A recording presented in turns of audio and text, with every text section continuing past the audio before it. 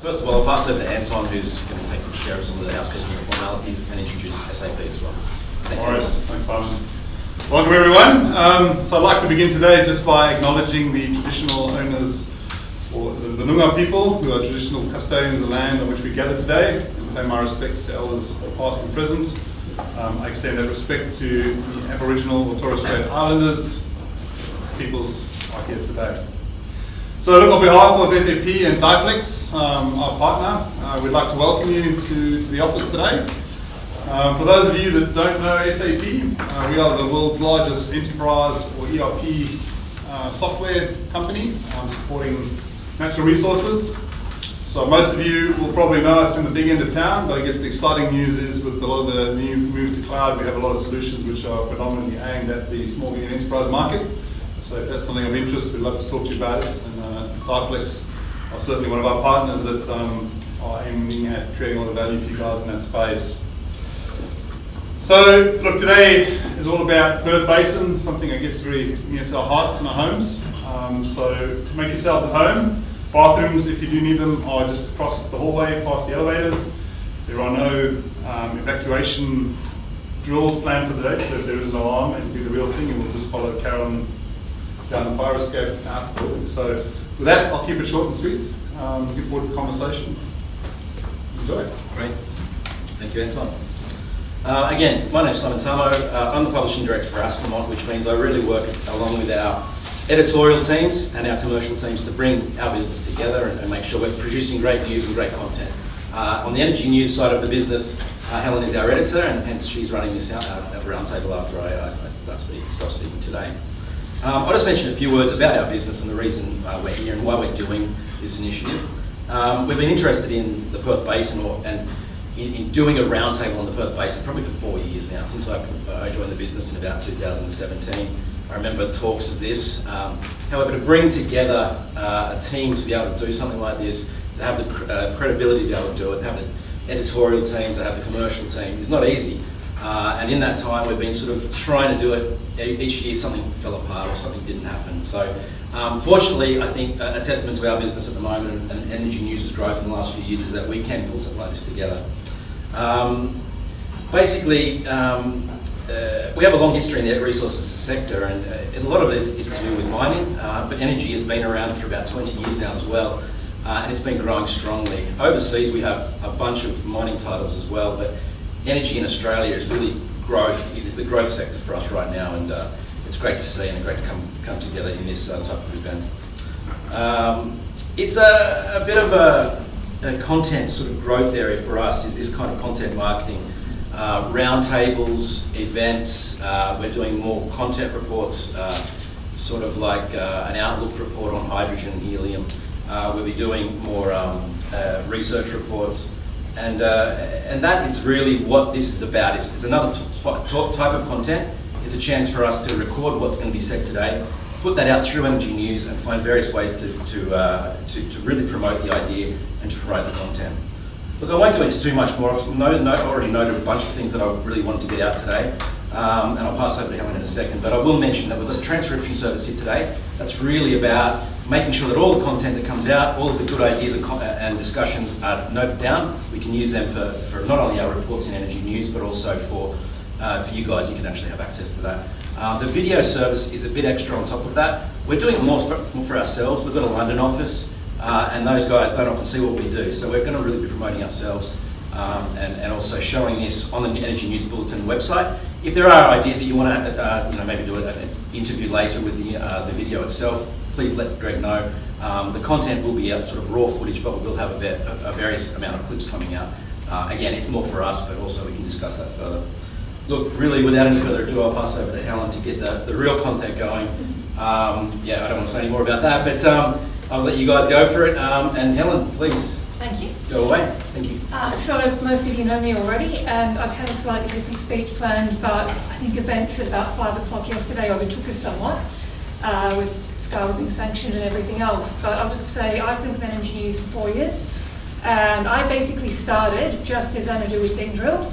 And the first story that I was working on that was actually quite interesting was Waitsia 4 appraisal flow rates, which gave a 78% increase in 2P reserves and started a bidding war. And ever since then, really, the Perth Basin's been on fire. That's why we're really trying to drive this and get people across the line. And there have been, just in the 4 years I've been there, there have been so many developments. There have been new geological frontiers. There's been an awful lot of capital moving in, new companies, and this is finally why we think it's the time to pursue this. So, with no further ado, we can get started. So if everyone's starting with you, Cathy, you can just go around the table and speak for a minute or two about your project and your work in the Perth Basin. Okay, thanks Helen, thanks everybody. Yeah, I'm here representing Warrego Energy, and we're focused in the Perth Basin at the moment. Our key assets are EP469, which includes the West Arugula gas project that we're developing with our joint venture partner Strike. Strike's the operator, we're the non-operator. That's very much our key focus at the moment, is getting that project to FID, and I guess it's fair to say we're inching closer and closer to that every week. So even though we're the non-operator on the project, that's very much the focus of the company, and it's our key asset. In addition to EP469, Warrego also holds EPA 127 further north in the Perth Basin, and it's actually an exploration permit application at the moment. We're expecting that to be granted next year once we've completed native title negotiations, and we're 100% owner of that, operator obviously. We're looking to farm that down at the right time. But once that's granted, that will be the largest exploration permit in the onshore Perth Basin, and it's in a relatively underexplored part of the basin. So we have a work program with DeMeers, which we'll be finalising next year with that, with obviously starting off with G&G studies and moving through the permit years into seismic and hopefully drilling in the years to come. So that's probably our secondary focus at the moment within Warrego, but obviously it's quite an exciting project to work on. And I guess the other focus in the Perth Basin area for us is we've recently announced joining a consortium with Pilot Energy and APA Group on the Midwest Blue Hydrogen and CCS feasibility study, which is obviously a very important project for the company and for the future, and certainly across our industry. I think a lot of our industry peers are obviously turning their attention to those sorts of projects and studies at the moment. So we're quite excited to take part in that, because that's really the first big step in our carbon strategy longer term. Aside from that, we have assets in Spain, which are probably of no real interest to this roundtable for now. But that's our focus in the Perth Basin. Okay. Richard, did you want to speak today? I can just do a quick introduction, I guess, of the topic. So we work with resource companies, oil and gas, and mining around the ELP financial system deployments when those times come about. So we work with a number of local here in Perth, but also allied and the East Coast organisations, deploying obviously SFP software. Probably my contribution. Right, Rob, you're up next. Rob Town from Triangle Energy. We, in 2015, acquired an interest in the Cliffhead offshore production field, and then went to 78% in 2017. But the model then was for us to buy production, manage cash flow. Wasn't easy, but at that point we went through a real reconstruction of the business and how it operated in terms of brought it predominantly in-house rather than being run by contractors, and it was the time to cycle to do that. So that was the start of the model, to have a business to manage our revenue and then effectively participate in the consolidation of the basin, which was very much owned by many. And unfortunately, at that time of the cycle, it was harder and harder for explorers to manage those sort of projects. So we, last year or early this year, we've sort of got to the end of that point where we now will have operatorship on 4 licenses, Cliffhead, the production licence, and 3 other exploration ones. And we have 45% of a 5th licence. And between those controls, just under 10,000 square, with relatively high levels of ownership. And the point of that was exactly to get to that point with the cycle changing and bigger companies with bigger cash balances, increasing cash balances, and find farm-out partners. It's not a difficult reason as to why you would do that, and we don't have the ability to do it ourselves being a small cap. However, with Depleted moving out, we can bring what has been very much an underdeveloped field. In other words, there's been no wells drilled since the original production started, and bring those wells, there's two in particular at the moment, online in 2024, quickly and efficiently increase production, extend the life of the field, and that's in a roundabout way the sort of forward strategy for us at the moment. Stuart Nicholls, Chief Executive at Strike Energy. Strike is an ASX 300 listed integrated fertilisers, energy and renewables developer of the Midwest. We're primarily about 3,000 square kilometres of acreage in the Perth Basin, discoveries in the Permian gas fairways, we like to call it, in the north there, adjacent to the initial Waitsia discovery at West Erregulla. We've been very active in the last 18 months, drilling up several appraisal wells, and we're moving back into an exploration phase of the business.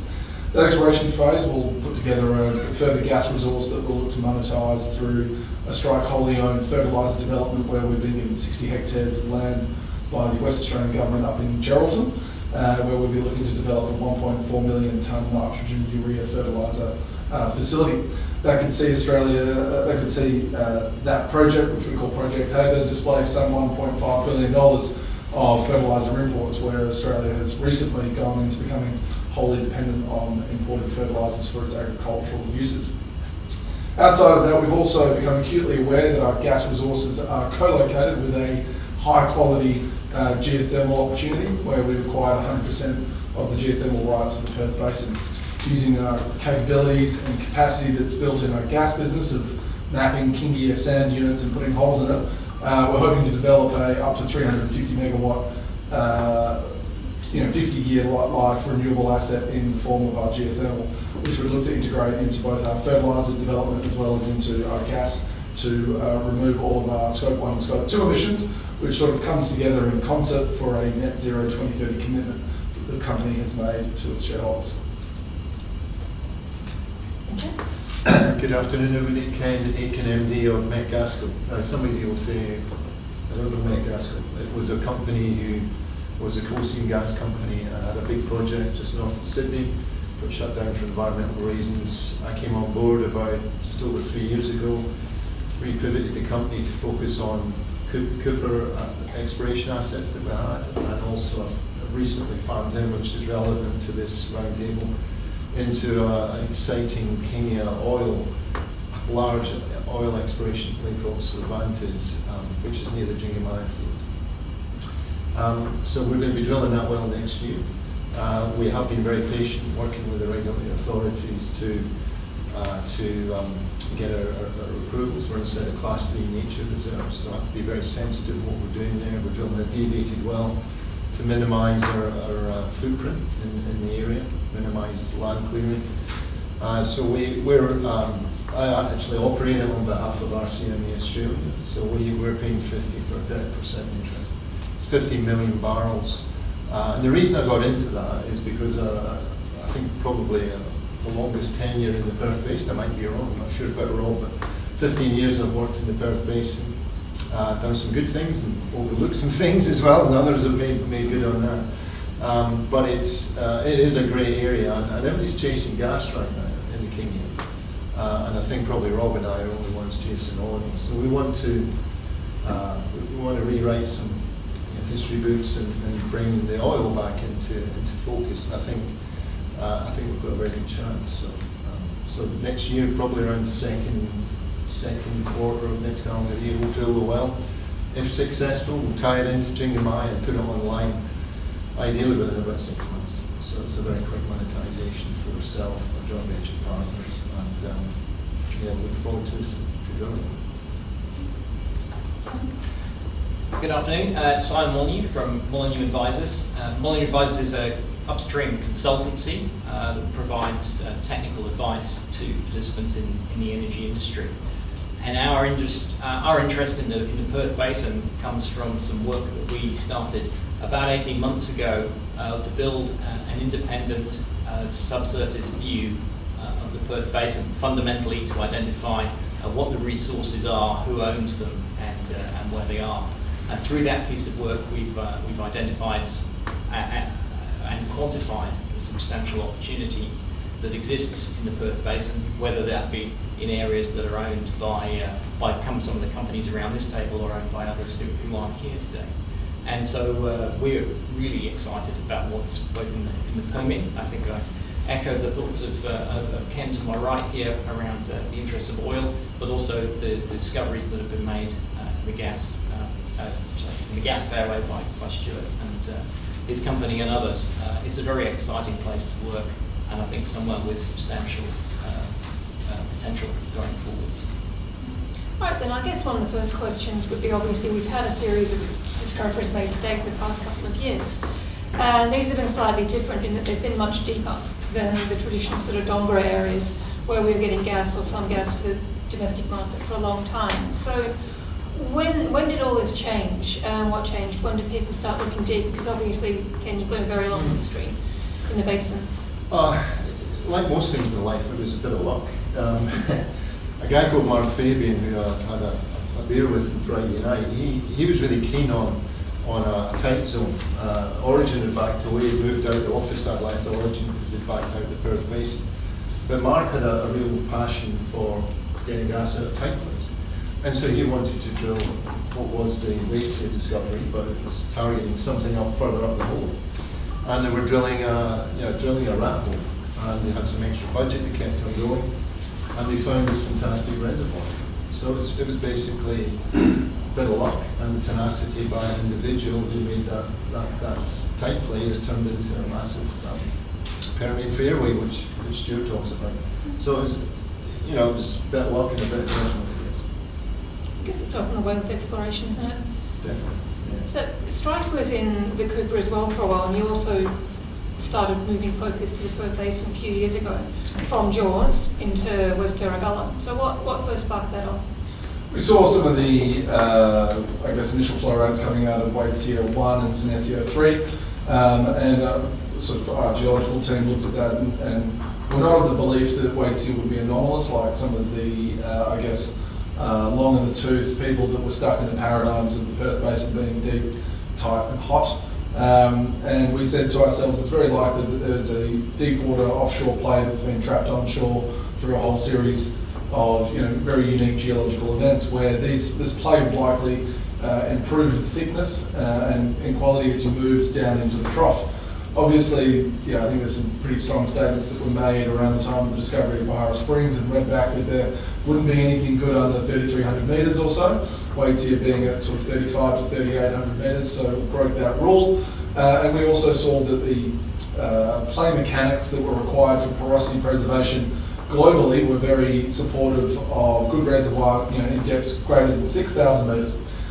We met a group called Warrego Energy, which was the private version of Warrego prior to it listing on the ASX.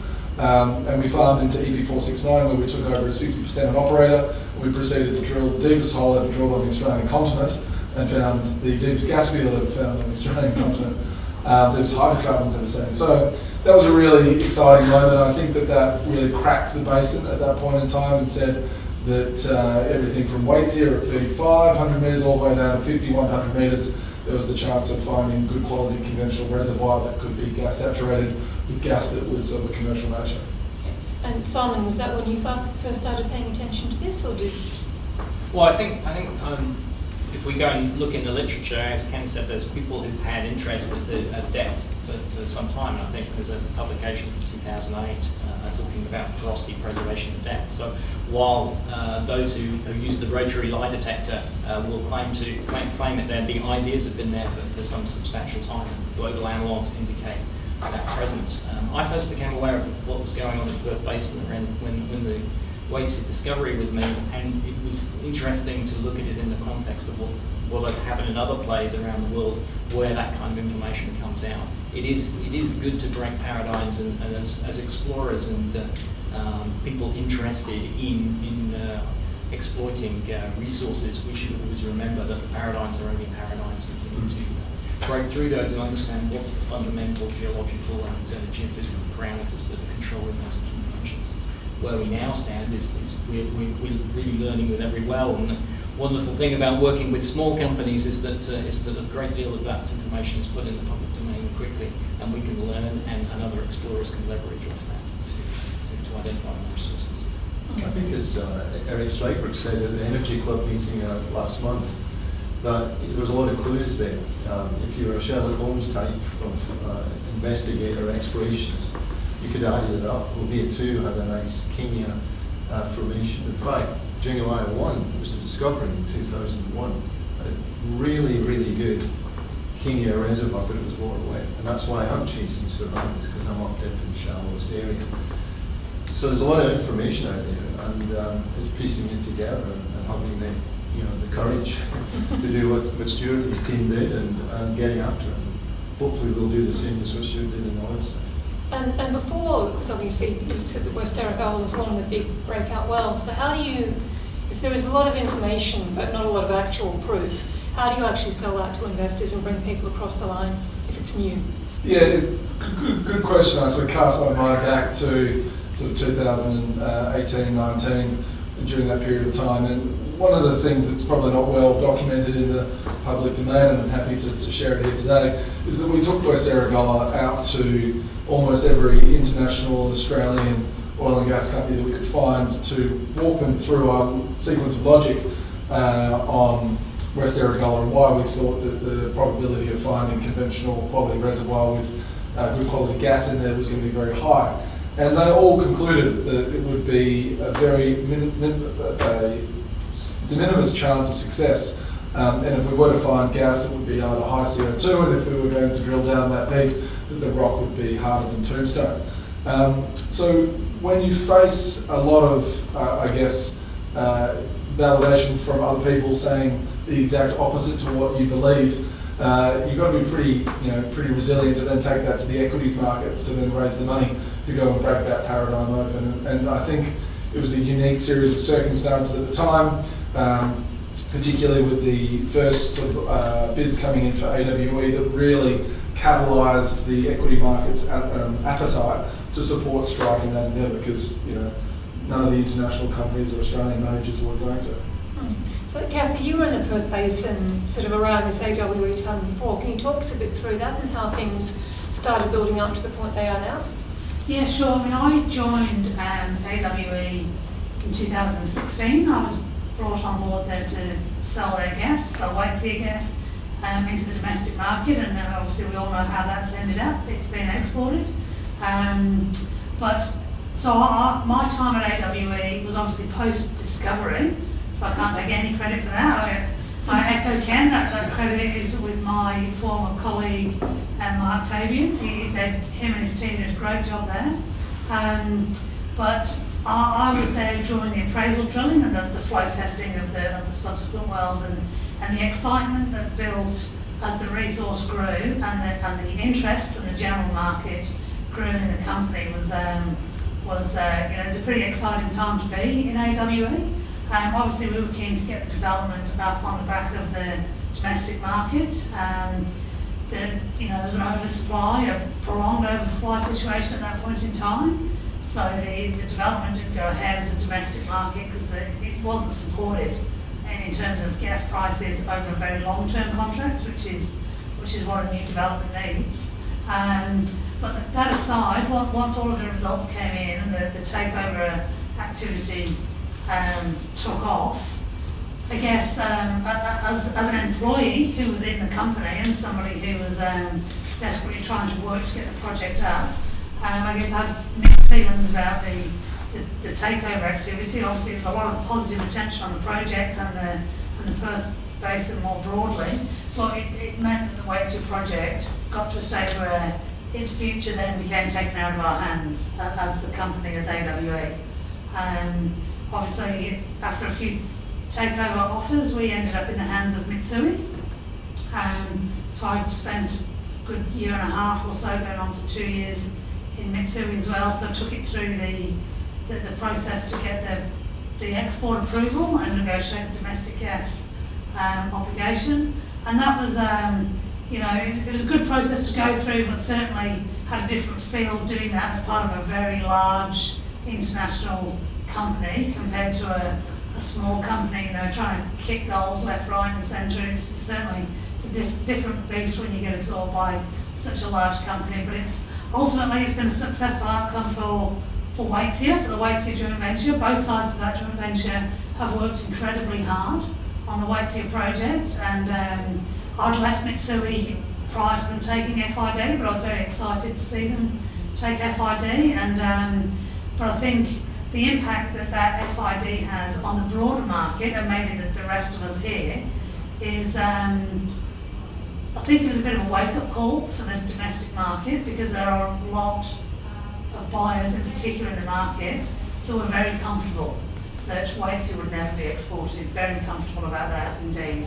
And obviously there were quite a few buyers in particular that were very surprised at the announcement that it was being exported.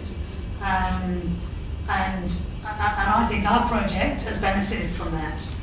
Whether we find more gas and sufficient gas to export down the track, that's a different discussion perhaps for later in this session. But I think certainly the appetite for West Arugala gas is so strong, because we've had I guess it's the perfect storm for our joint venture, that our nearest neighbour large project is destined for the export market. Browse had its struggles last year and has been kicked off the foreseeable horizon anyway. Scarborough has become its own story, like you say, as of 5 o'clock yesterday. But the domestic market shifted from late 2019 to a position where they were really of the view the market's awash with gas, all of this potential or prospective onshore gas in the Perth Basin, it will never be exported. To fast forward a few months, COVID hit, Browse was struggling, Waitsia's being exported, West Arugala obviously being discovered, and then as Stuart said, we moved into an appraisal campaign through last year. We've both sold our gas. We've sold our gas separately to underpin phase 1, and it's fair to say buyers are knocking down the doors to support phase 2, because those buyers that were very, very comfortable got so comfortable that they're going to miss out on onshore gas. And I think we benefit from that, and I think I don't think it was the wrong decision for Waitsia to be exported. It certainly wasn't supported by the domestic market. I know there are contentious points around the government's words in relation to future gas won't be exported. I think the real subtext there is that would be considered on a case-by-case basis.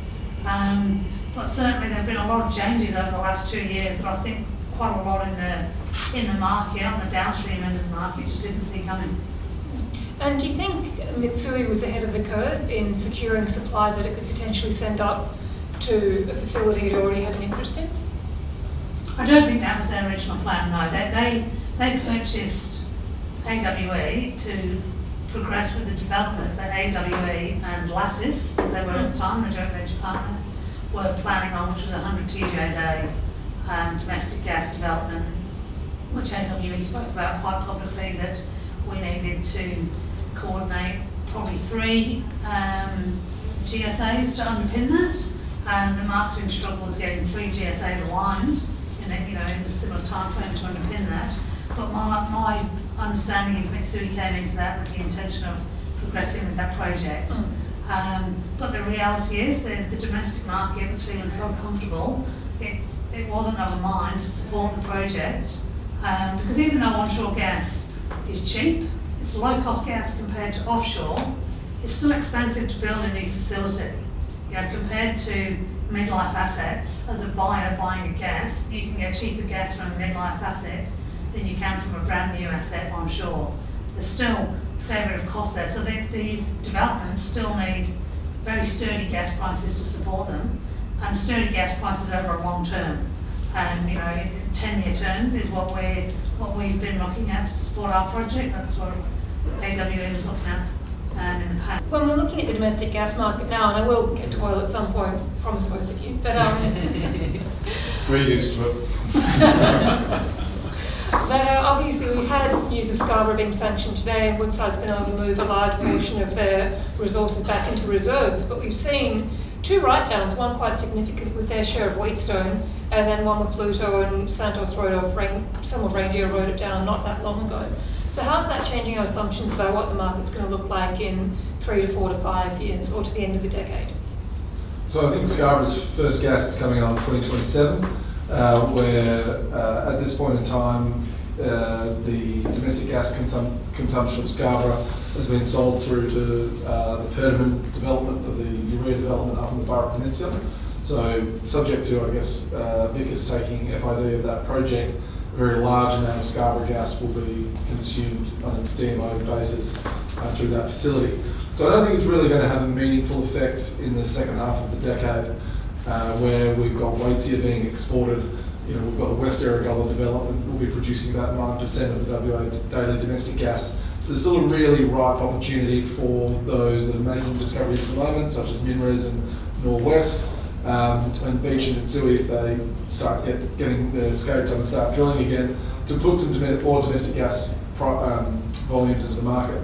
In the last 12 months, we've seen a price rise of over 140%. We're now talking spot prices of greater than $5.30, which is the highest spot price we've seen since 2013, which was the beginning of all the LNG domestic market obligations starting to come in through Gorgon and Wheatstone and Pluto.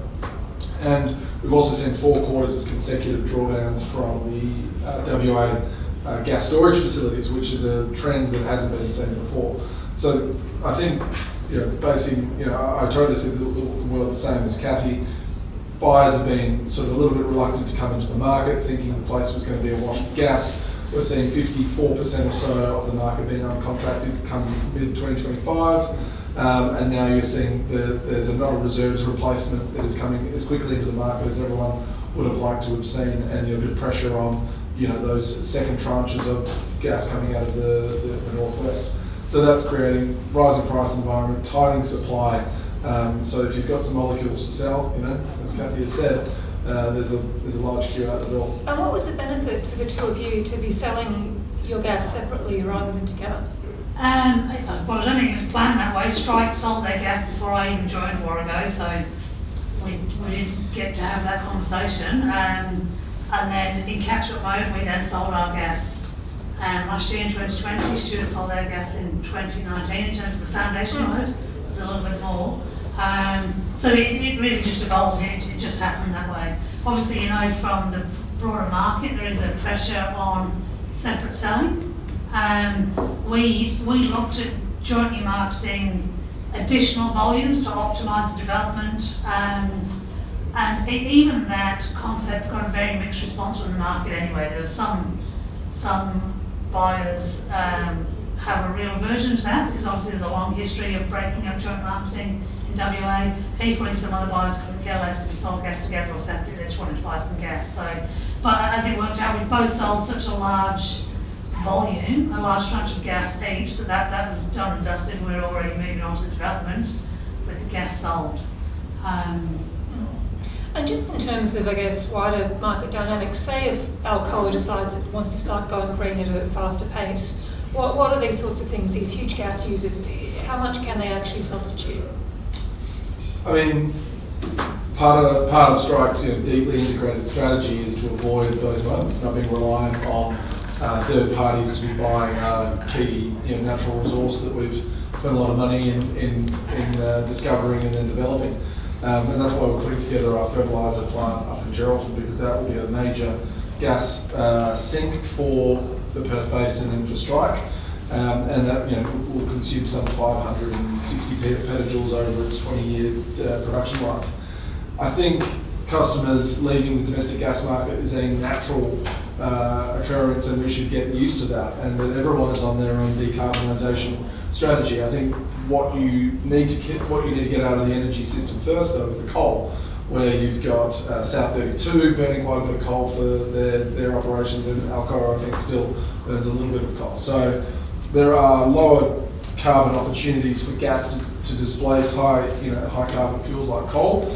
And also we've seen the development of the Northern Goldfields interconnect by APA to connect the Perth Basin across to the mining industry over in the goldfields in the eastern side of the state, where there's about 120 terajoules a day of latent domestic gas demand, where there's predominantly been diesel-fired electricity being consumed in that area. So gas has a growing role, but at the same time, it will be seen as a fossil fuel and will be sort of starting to make its way out of the energy market, in a time frame that we're going to see, because we found large quantities of gas.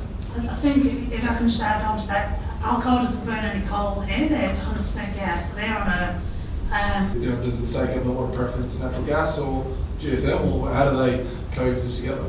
And we had a whole wave of geothermal 10, 15 years ago in the Perth Basin, so I'm sure some of you remember, and that sort of looked great and didn't exactly go anywhere. So what's different this time around? How do these differ? So the project in the Perth Basin was one, very, very remote. Two, was a hot dry rocks project. So ultimately Geodynamics was looking to drill deep, complex wells with very technologically advanced completions to try and fracture stimulate different wells together, pump water down. The centre of Australia is not a great place for access to one, water, or B, to producing industrial levels of electricity.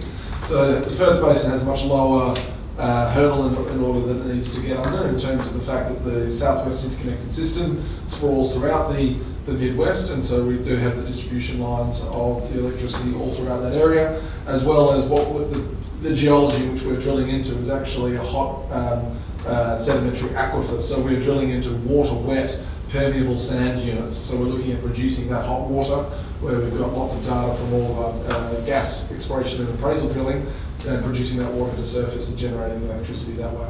So markedly different projects. Yes, the sort of curse of geodynamics past is one that sort of put a bit of a spectre or scepticism over our geothermal project, but very different geology, and I'm sure Simon can probably make a comment around that. Yeah, well, I was dying to get in there, so thank you, Stuart. I can see you jumping out. Taking a breath, that's good. The Perth Basin is well set. Generally speaking, Australia doesn't have too many places where there's hot rocks, and Perth Basin is one of those. And I echo Stuart's comments around the geothermal potential.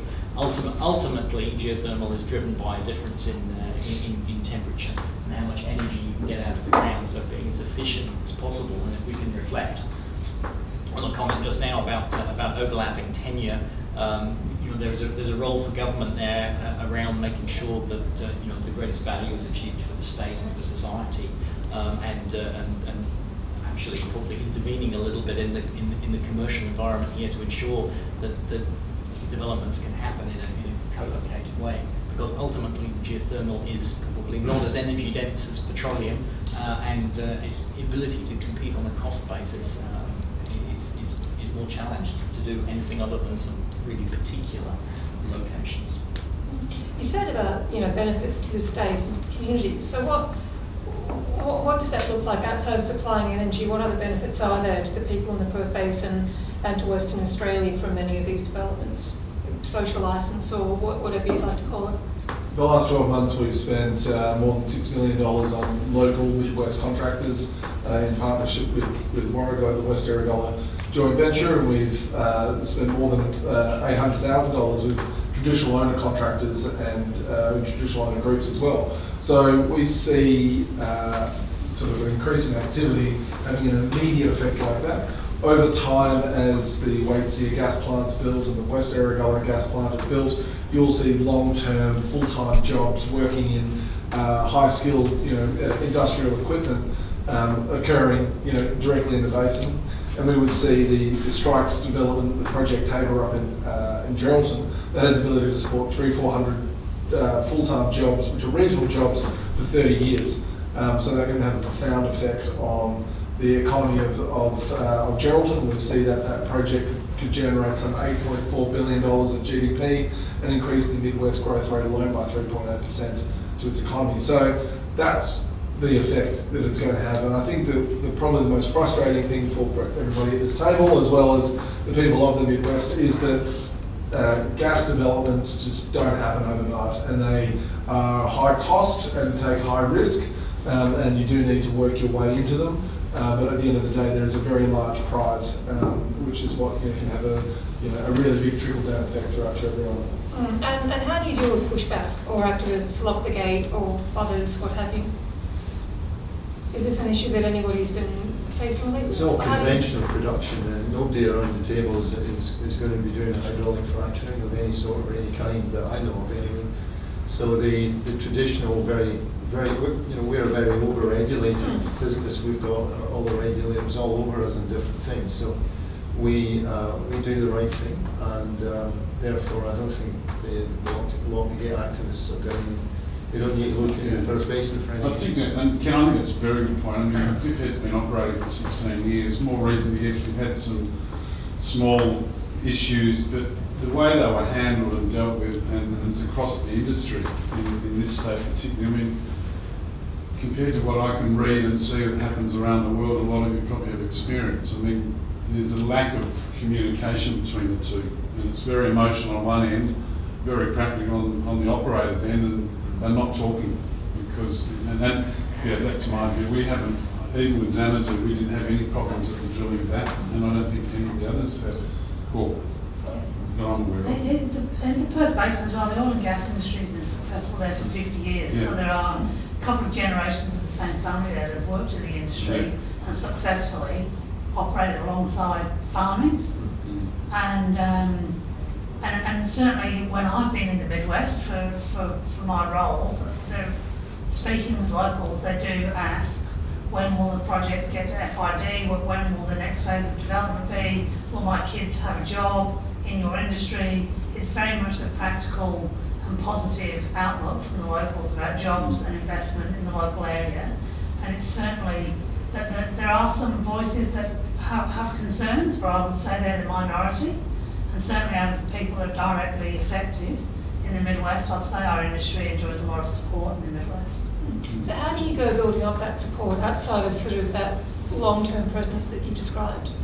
I guess it's a long-term, it's being there for the long term, it's sharing information.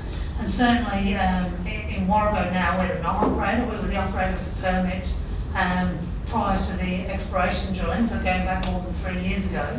And that was before my time in Warrego, but I know a lot of effort was put into engaging with locals, keeping the farming community and other stakeholders in the area fully appraised of what you're doing. And I know that continues now through Strike as the operator. Certainly prior to these days, that was very active in my AWE days, and I know AWE through now as Mitsui continues that, just continual stakeholder engagement, roundtables with the local community, telling them what you're doing, letting them visit your site, letting them ask questions and getting them involved, and just open dialogue. And I know that's still ongoing now through our current operator. I guess it's about aligning interests as well, Helen, right? So, between access to diesel and access to fertiliser, that's about 80% of the cost of a broad acre of wheat or barley. And when they can see that granting land access to come onto these farms to drill, exploration or appraisal wells could result potentially in the domestication of diesel and fertiliser, which are the big concerns really at the moment for farmers in Western Australia and the wheat belt. It's for the greater good. It's not just also for their own personal satisfaction and profits, but it's for the greater good of the farming community. And I think that alignment of interests that we've been able to generate through the launch of our fertiliser development has really facilitated a lot of goodwill. Okay, I guess just moving on to something else. You mentioned earlier you've got a hydrogen project that's under study with pilot. Do you want to talk us through that and some of your ideas around that? Yeah, I mean it's a consortium of 3 parties at the moment, and the pilot is actually leading the feasibility study. And so the feasibility study is phase 1 of this project. We call the project the Midwest Blue Hydrogen and CCS project. So phase 1 is the feasibility study. Pilot's engaged a couple of external consultants to do different aspects of the study, being Genesis / Technique, part of the same group, and RIST to do some of the study in the offshore, studying the Cliffhead Reservoir for potential CO2 storage in the future. So that phase 1 study is it will take 6 months. So in 6 months' time, our consortium will we'll reach a point where we decide to press ahead with phase 2 of that study, which will be that'll be moving into feed. It's a pre-feed stage at the moment. And the idea is that Warrego, as a gas producer, would be selling gas to the consortium or put it into the project. A hydrogen production facility with CO2 offtake to be injected into the Cliffhead Reservoir. That's the concept of the study at the moment. The time frame is such that, from Warrego's point of view, we'd be looking to put gas from our EPA 127 into that project. We're not limited to putting the gas in from that project. We can put it in from anywhere that we have the gas, but that's certainly Warrego's approach to that study at the moment. So I'm sure you can appreciate it's quite a long-term study. It covers a few years ahead. Any thoughts on that, Simon? In terms of CCS, is that something you've looked at as well? Well, I think the Perth Basin has a number of depleted fields, and I think it's something that we need to think about is how we reuse these fields most efficiently, whether they be in Cliffhead when Rob and Triangle have finished with it, or whether it be the existing Dongra Reservoir or other similar, because they are a shallow reservoirs and good properties, and Ken knows them very well. And why can they not be used as a local sink, close to pipelines, close to potential infrastructure in the area? And I think we need to think about how we make our developments going forward being net zero from day one. I think we've got a great opportunity. I think Mitsu's very happy they got the Dongra deal when they bought AW, Dongra Field, when AW sold out, or we bought AW, because that's going to be an interesting. I think that's, from this reservoir reports that I've seen that have been done in the past, that is ideal for carbon capture and storage. Are these the same? These aren't the same ones the government drilled about 10 years ago, are they?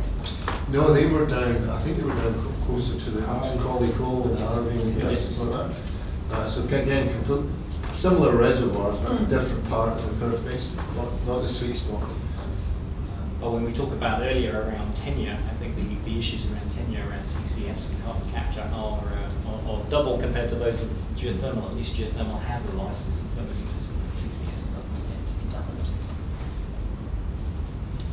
All right, then just going back to something we touched on much earlier in the discussion, we've seen quite a bit around of M&A in the past couple of years, more generally, and a couple of really big mergers in the past 6 months. But after Mitsui, we haven't seen a lot. We've seen a lot of Perth Basin excitement. We haven't actually seen anyone bigger move into the basin. Is that because the interest isn't there? The markets are recovering. Yeah, look, it's very early days still for this play. Right? There's been 10 penetrations in the deep part of the basin, depths into the Kingia 3,000 metres or deeper. And so, where is the edge of the play? I think Simon, you probably have a view. Strike has a view. Everyone's got a different view at the moment. But I think what's really important to note is no one's not been successful when they've been going out looking for large gas fields to date. It's been a 90% success rate of wells being drilled into big, large gas discoveries, most recently at Lockyer Deep. I guess you're going a very early play. You're looking at a WA gas market that's changed very quickly. You've had the export restrictions put on the state as soon as we made our initial discovery, and then you've also got that sort of collapse in the oil price and appetite for fossil fuels and the accelerated transition of 2020 all happening at once. And so a confluence of events which have probably made a few people gun shy about buying into new basins in various parts around the world. I suspect when the Perth Basin really starts to mature and we see a lot more holes drilled in the basin, a few more rigs operating, that there will be another round of consolidations. Yeah. And are we looking at bringing a rig over to WA full time? Would that be the ideal? think we'd all I'm like not always that. would like it, but we've already not yet. We've already done it once, so Yeah. we've got the Rig 970 from Ensign drilling at the moment at Warrego, where we brought the rig over from South Australia. That's not a cheap exercise, I can assure you. That's a sort of solid waste of capital, in my opinion, mobilising equipment from the other side of a giant continent. There is another Ensign rig currently drilling up from Buru, up in the Canning Basin. That's the Ensign 963. It would be great if that rig found its way down to the Perth Basin. I mean, one of the great things about the Canning and the Perth Basin is that they're connected by sealed roads, which is a very rare thing for remote oil and gas basins to have. So we do, between the Canning success that Buru's recently announced, hopefully that flow test goes well for them, and Beach, Mitsui, Strike, Warrego, Metgasco, Triangle, we're hopefully going to have a large suite of wells Talon that we can start to back-to-back a schedule for 2 rigs. And I'd like to see 2 rigs drilling in the basin, and there's also been a workover rig that's recently established itself in the Perth Basin as well, a new drilling company. So, with more success comes more access to equipment, slickline units, wireline, rigs, personnel. And one of the things I'm actually most pleased about with Ensign, when we started using the Ensign 970, locked up borders, we were actually having crews having to navigate quarantine as they would go on and off from Queensland and South Australia. Very pleased that the 970 now has both of its crews. It's on crew and it's off crew, all West Australian, and so we'll just drive in and drive out, which is great. Yeah, that's great. So do you think longer term you're going to have a much bigger onshore oil and gas workforce? And you'll be able to source locally, you won't need to get FIFOs in, you won't need to spend those extra labour costs? Sorry, I'm losing my voice here. I think so. I mean, because success, as Stuart said, builds success, and more infrastructure will come, more rigs, more people, and then there'll be the shift from exploration to appraisal into development, into production. And I had a team of about 15, 20 people who were all based in and around Dongborough. It's not a fly-in, fly-out town, really. People like living there. It's a beautiful coastal village. So you hope you can pick up that skill set locally. At least if you can, then you can bring some people in. I think, as the state's seen that natural regional movement of people living anyway, I think it will happen very easily that, even with the current hard rock FIFO coming out of places like Dunsra and things where there's an airport now, people have started to move in.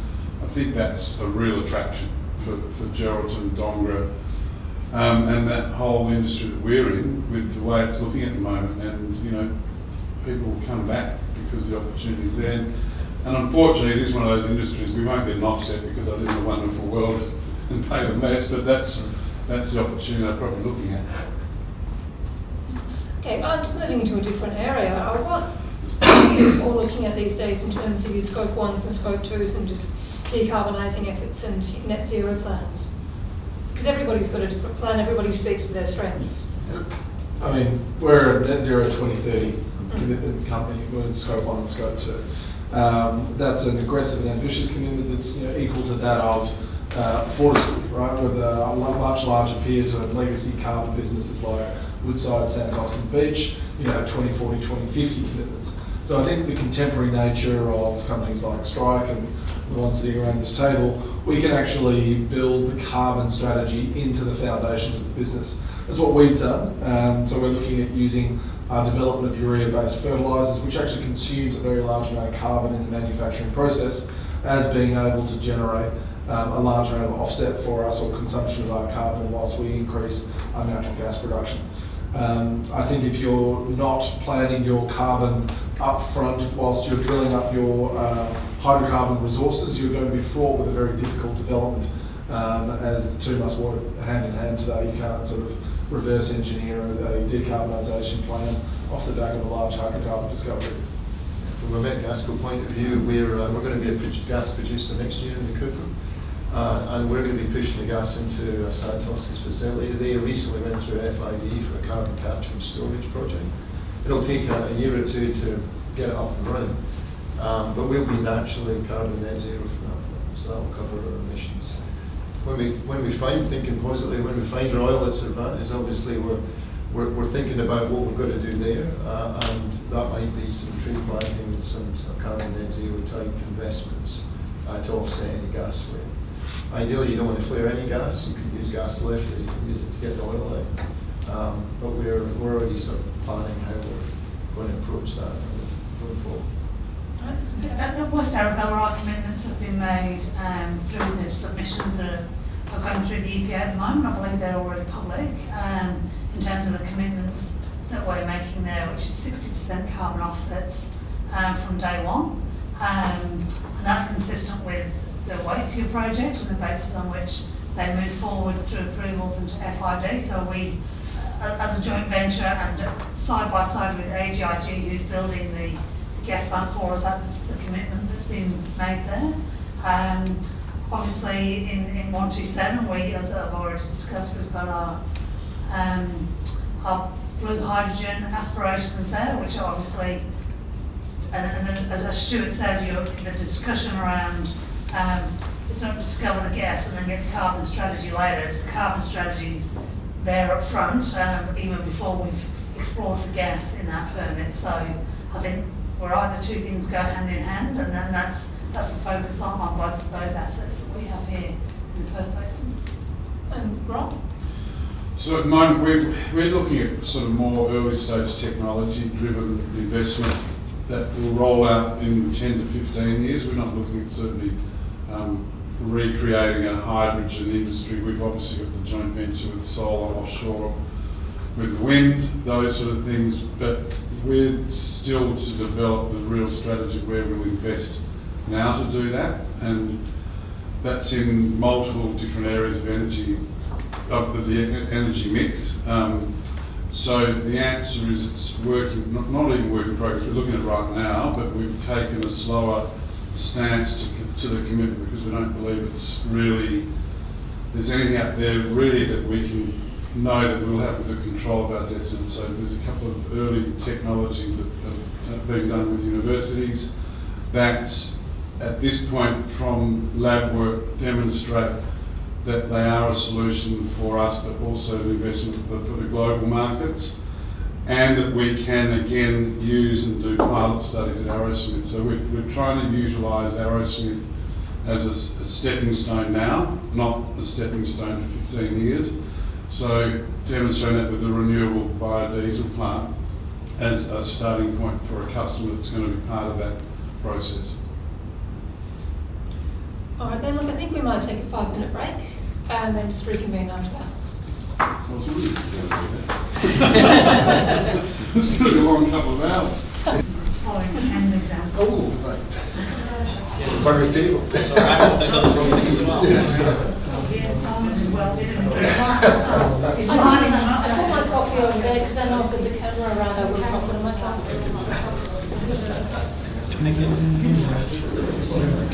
Just finally, I'm going to have to head off, unfortunately, but for the end of the session. So Helen, in capable hands, obviously doing really well. Thanks everyone again, and enjoy the last half an hour, I suppose, however long it takes. Again, a lot of this content will be coming out through Energy News, and that's really our focus on this one, is to make sure all of this is a paid due service, and we have some great transcripts, some great articles coming out, some great video, and even I think we'll do a podcast at some point as well. Thanks everyone. Thanks, Simon. Thank you. Just maybe shut the door on the way out.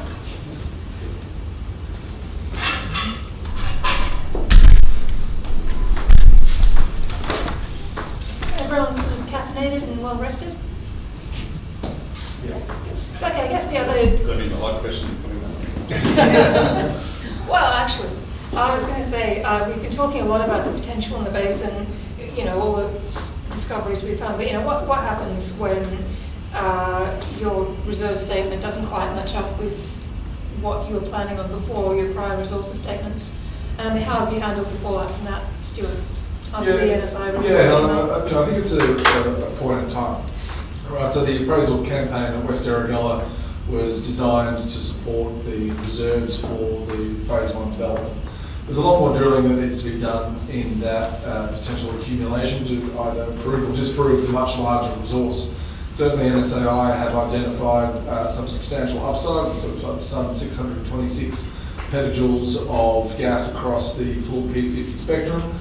I think Strike's internal view is that there's a little bit more than that, but that's still subject to drilling some of these wells. I think what the West Erregulla appraisal campaign has shown us is that as soon as we think that we understand something that's so early in its maturation cycle, you do get some results that might not fit the picture.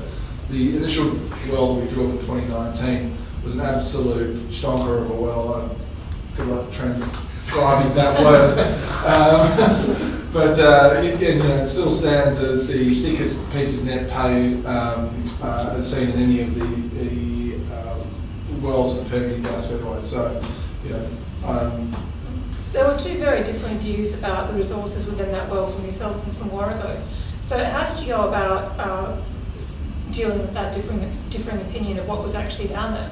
Because we've got something that was actually a resource that was, I think, 513 bar risk, and it was over a TCF from Strike. Well, that difference was based on a single well. You ask any geo or subsurface person, or you ask two of them for a view, you'll get 4 different answers at least. And I can say that as a former geo. But as I said, that was a single well, as in a single data point and other work. It's, I guess, disappointingly, there's a lot of focus from the outside on areas where we may seem to disagree. We actually agree on more than we disagree on. I wouldn't characterise the reserves as something we disagree on. In terms of the announcements that are made to the ASX, they're announcements that are made hand on heart that our directors' views are that they're meeting their disclosure obligations. And if you read the announcements quite carefully, they're not two different views.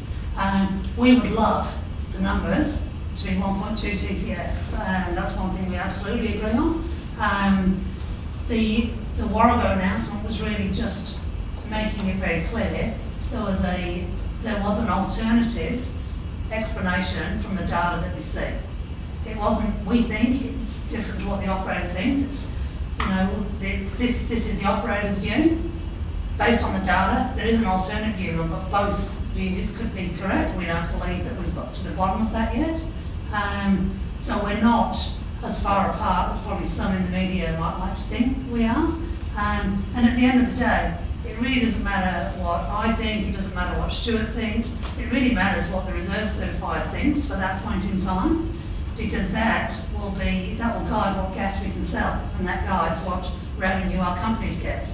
And ultimately, gas buyers will buy gas that's been certified, so we've sold most of the certified reserves that we've got, and we're both optimistic there'll be more. We've got more exploration to do on a permit, and we're very optimistic there'll be a phase 2 of the development as well, and that will be underpinned by further certified reserves. I think it's very important to recognise that when operators do take a view on resources and reserves, they do within the framework of PRMS, which defines certain rules that they should do that. And as Cathy said, you get multiple geoscientists in the room who'll have a divergence of opinion. What we've done in our work is we've taken an independent view. We're not part of JV. We're not trying to raise finance. We're not trying to make a view. And we still think there's substantial potential in the basin. We take a different view of what we think is in West Erregulla, but we don't have the operator or their joint venture status. So it is it's important, I think, to recognise that it's a significant uncertain place. It's over 3 kilometres under the surface, and we're making a lot of those resource assessments on the basis of a hole that's around about that big. Sorry, for those watching on radio, that's about the size of a paint tin. And so that's we've got to recognise there's a lot of uncertainty, and as geoscientists, we do our best to make sense of that uncertainty. If you look at I always think you look at history, and sometimes history sometimes clouds or gives you disempowering beliefs, and it delays the development or the full gas discoveries in an area, and that's what's happened in the Perth Basin. But you look at the 4 biggest fields in the Perth Basin: Dover, Woodada, Bahara Springs, and Redback. I discovered Redback. I remember my reserve certifier in Origin, who was internal, didn't give me very much at all. My bonus was right in that year, and I was a bit pissed off. But all 4 of these fields have grown in size from when they were originally found. Good fields get bigger. They're not exactly the same, you know, they're permanent reservoirs, but different ones. So in my view, they will get bigger. And I deal a lot with reserve certifiers. They're inherently very pessimistic, and that's what the jobs are. So, in my view, there's still a lot of gas out there, and I'm sure the 2 companies you just asked these questions to will prove that there's more there. Do you think there are any particular underexplored parts of the Perth Basin that we haven't looked at yet? A lot of it. Yeah. And as Stuart said earlier, there's 10 penetrations in the Permian Fairway, and I think there's some substantial undrilled structural closures there. So I think there's an awful lot less to find. Whether you be looking in the gas area or whether you be looking for potential oil opportunities, I think there's both issues around number of well penetrations, the amount of data, the age and the quality of that data. So you've got a well drilling at the moment, don't you, Stuart? Yeah, so we've got a well drilling in the Jurassic Plate in the Catamaran coal measures called Warrego 5. That's an appraisal well of an existing wet gas discovery that was made in the 1970s, and due to very sparse old 2D seismic, it's sort of not really been fully appraised to its fullest extent. We shot some 3D seismic over that in 2019, and we reckon that we can sort of reconcile why those wells had such disparate results from being very commercial to being tight and non-commercial.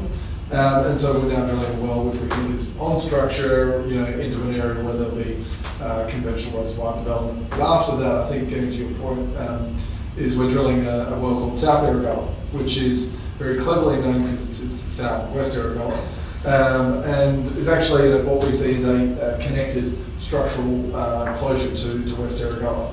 In fact, NSAI, during its mapping of the West Arabella structure during its reserve certification process, identified a rising structure to the south, where we are also seeing a much shallower Kingia horizon.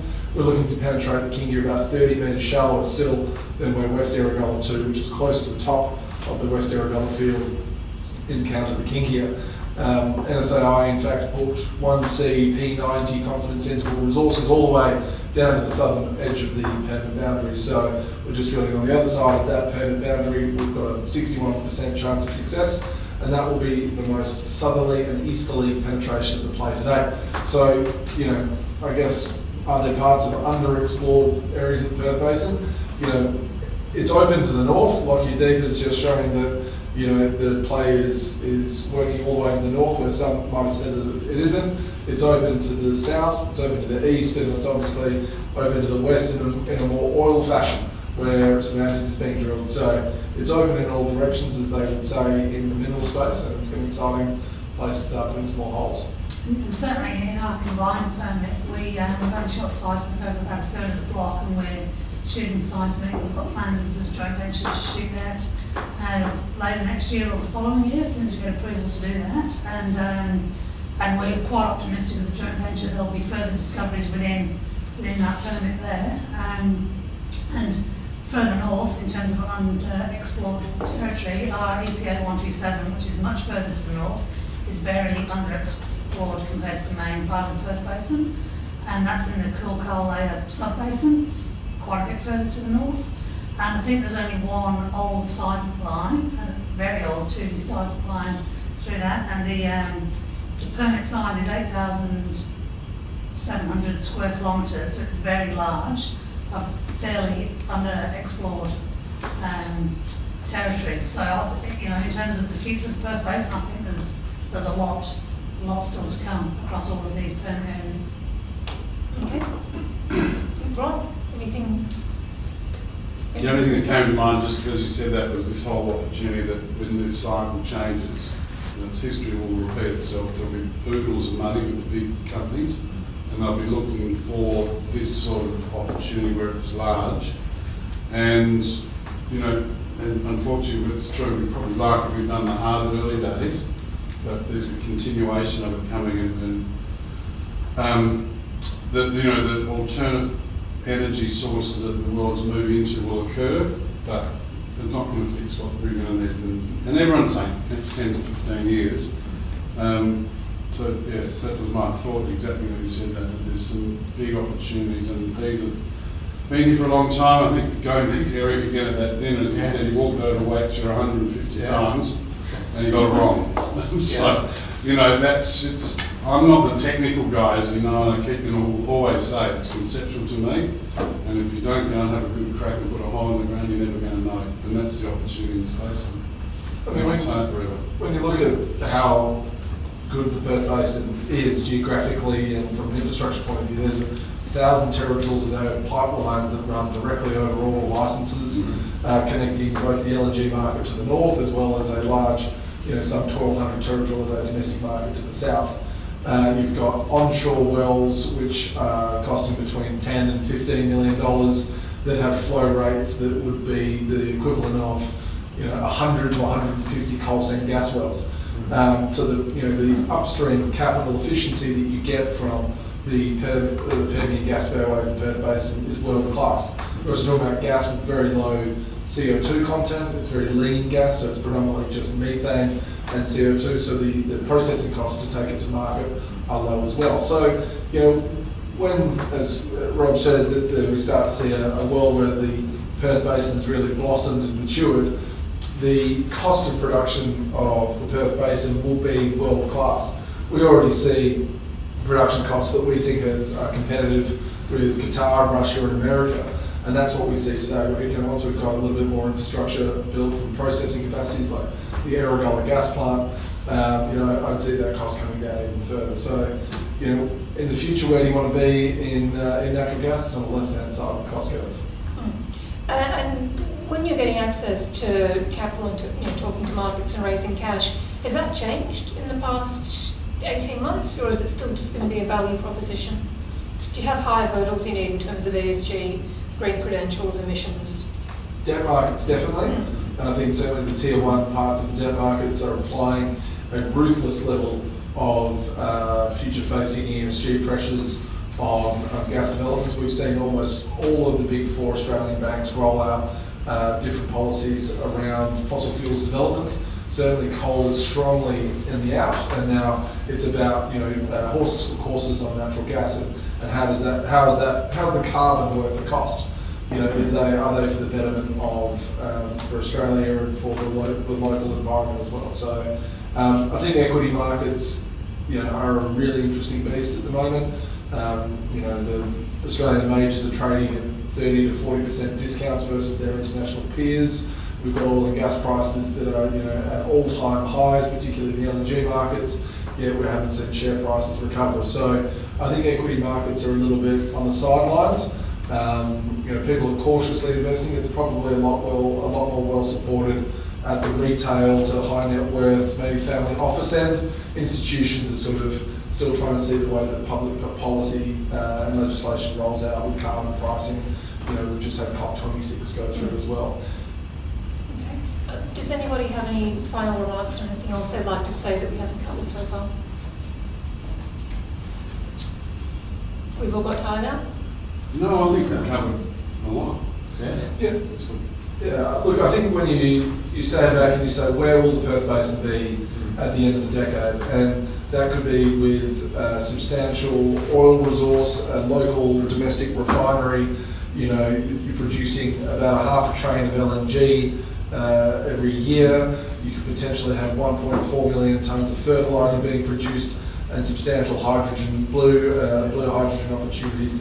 And that doesn't include the land that will be also used for renewable energy, as well as some of the geothermal opportunities I've spoken about. So I think the Midwest hosts a really unique opportunity for Western Australia and Australia to not only prosper from a gas-led recovery today, but also a potential hydrogen revolution in the 10 to 15 years' time. And we can really utilise a lot of the infrastructure that's been put in place in the decades previous by both the electricity industry as well as the gas industry. And I think that it's just a great mix of stuff coming together, and it's a wonderful place to be investing our money. All right. I guess I have a question. So in the break, we sort of also talked a little about branding. I guess I'm quite curious as an industry, how do we come together to brand ourselves a lot better? Because I think history's shown us we've done a pretty good job. Coal seam gas was a pretty good example. The whole fracking story was a pretty good example. and potentially we end up in the same trap again, right? I think some of the stuff I've heard today, some of the stuff you guys are doing really, really exciting. You guys are getting into the hydrogen as well. So I think there's a huge opportunity, not only in terms of what we're doing from a resource perspective, but how we impact communities, how we touch farming, how we kind of get across many things. So quite interested in your views on how we brand the industry that will impact more excitement, more investment. I think my first sort of view on that is we're one part, and I know for a fact that from the point of the Shire of Burwood, I'm sure we all speak to them, but there's a disconnect between the Shire and state government. They don't actually talk, they're not being included in the same discussions. I think we've probably got a better relationship with the Shire of Burwood, I know that we do, and an understanding what we're doing within their Shire, but it's very clear that, and I'm leading to the branding point, that it's got to also come with the others, and that just unfortunately entangles regulatory problems that we're having. The local relationship's good, but from my experience, the state government is not aligning us and them, and the Shire in particular, they've got something coming in 2 weeks, just a bit of an early stakeholder get together, because they want us to do what we're doing now, because they're not getting that with the state, and of course they should be. So how do we brand it? I think we've got a little bit more work between the main stakeholders to work that out, because I think we'll naturally come to a bit of a conclusion that what we're doing, and this has been really, as you say, the first one, I was a part of trying to get the first ones done 4 or 5 years ago. And it wasn't anything because it just wasn't the right time. But now I think that's where we've got to pull it together to get your branding point. Because we went with this whole diesel, we're going to register Midwest diesel refining, all this sort of trade stuff, and I already do it anyway, but it's not really, we don't want to be on our own. It needs to be more of the Perth Basin sector as a group, which we've got to get the Shire and state government to really get behind, not put roadblocks, particularly in the state. I think collaboration, everybody around the table is collaborating. I'm hopefully going to get a rig slot very shortly. I've signed a letter of intent, Stuart, and we're going to get the great rig that's been used over the last year or so. I'm talking to Triangle and Rob about different aspects in the event of an oil discovery. What happened in Queensland was 3 great big sort of coal seam gas LNG plants right next to each other. Is that going to happen here with different types of infrastructure, or is there going to be collaboration? I always think the smaller companies collaborate a little bit better, easier, whereas when you get to a certain level, then it's a lot harder.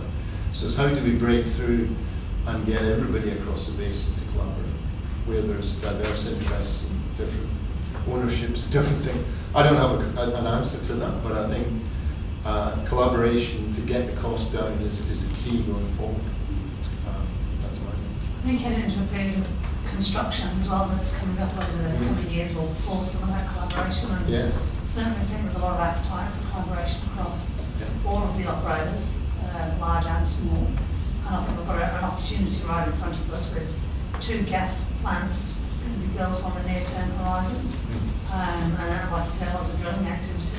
And that the sharing of cost, nothing like saving a bit of money to force people to get along. So exactly. All alongside a shared view of what success looks like. You brought up the example of the 3 LNG plants. There was no shared view of what success looked like for the state of Queensland or the country. And can we make a better case for what success looks like in the Perth Basin to local, state, and federal government, such that we can avoid, what I would refer to as a commercial catastrophe like that, where something that doesn't maximise value or destroys value is created. I think Matt outlines exactly that point I made about this is about state planning for in 10 years' time, but at the moment we've got one particular minister for hydrogen, one. She's been carved out because it's important. Well, they're all important, and that's a dead sign to me the state government's not planning properly, because getting those ministers to talk and their departments to work together is what's got to start to happen, because it's not happening. I think when we talk about energy supply or energy security or equally decarbonisation plans, we need to do everything and a bit more, and joining up both government and industry together to make sure that we maximise the benefit, whether it be the environmental or the commercial benefit at the same time. It's good. We've all got different things on different timelines, but I think your point's right. So where will we all sit looking forward 10, 12 years with each of these things that will be very much up and going? But we need to think that way now. I think it's a good point. The other question, I guess, is around regulation. So I think what needs to change probably falls on what you're talking about. Sounds like there's a big disconnect between all the parties, regulation, can be a little vague, even offset credits. But we can't, as small companies, be laboured with the same levels of green and red tape as the LNG producers, because the size of our economic prize is just nowhere near as big as a result. You know, LNG market pricing is some $30 a gigajoule at the moment, as opposed to $5 Australian dollars a gigajoule that we get here in the domestic market. And so if you're going to cut off the economic rents and returns of a resource, that must match a regulatory regime or a development pathway that is sufficiently lean enough that returns can be generated for investors, because we do know how much that people need to put their hands in their pockets, particularly the equity markets, to get these things up and going. And so that's really where my concern is at the moment, is that we are still following processes and procedures for big company oil and gas international projects, whereas we are small, nimble, lean, domestic-focused developments.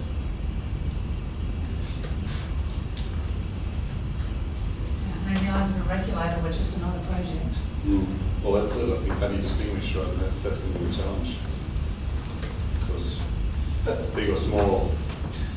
You know, I do look forward to the state government releasing a pathway to their 2050 net zero commitment, and that will really help articulate the role that the natural gas industry will play in the pathway to gliding down to net zero. I think that there's a view that at some point in time we're going to hit a cliff and then just go down to zero emissions. But in reality, that's not going to happen. We're going to need all the various different energy sources that we've become, technology is providing us today, as well into the future. And I think that the state government providing a framework to show exactly how the natural gas industry plays a positive role in the decarbonising of our primary industries like mining and in manufacturing down in Kwinana, and how do we continue to be a positive impact? So we're not just seeing them lumped in the fossil fuels bucket, and that will probably release a little bit of equity markets concern that they might be investing in yesterday's natural resources. I think that supports the branding conversation as well. All right, then, well, I'd like to thank you all very much for coming along. Thank you very much. Thank you.